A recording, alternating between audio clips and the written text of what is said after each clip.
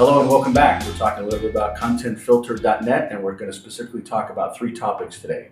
One is going to be around whitelists and blacklists, the specific reason why we're actually using the whitelist approach. And then also number two is around machine learning and the value of leveraging machine learning, especially across the massive install base of ClearOS and the content filter. So we have about 7.5 million users that are requesting different requests of what they want to see or don't want to see. How can that intelligence be used from a machine learning, and how can that grow in the future? And then also kind of the architecture. So how would an IT admin go and deploy this in a business? So we're going to talk about those three things. David, do you want to kick us off by why is whitelists viable approach to content filtering in the future?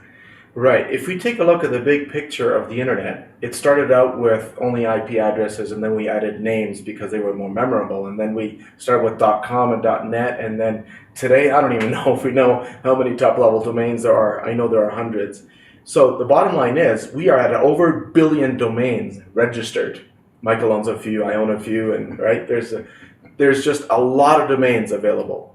Now, that number if we extrapolate that to URLs, now we're up to the 50 billion mark. That's how many are being indexed. And some pipes will actually classify as much as 90% traffic of malicious intent. So at some point in time, we have to say, folks, this idea of blocking the bad is too hard. In fact, it's impossible and certainly not sustainable. We got to flip it on its head and say, let's just identify the good. So machine learning, or the whitelisting aspect, is what is identifying the good. And then the more people identify a certain domain as good, those are, from a machine learning perspective, I'm jumping into number two here, are integrated, right? So every time you have someone who consciously says, yes, I do want to go to this site, that's an upvote. And all that collectively becomes part of the machine learning. Awesome. The architecture, I think, is massively important for people to understand, which is the third topic we want to get to.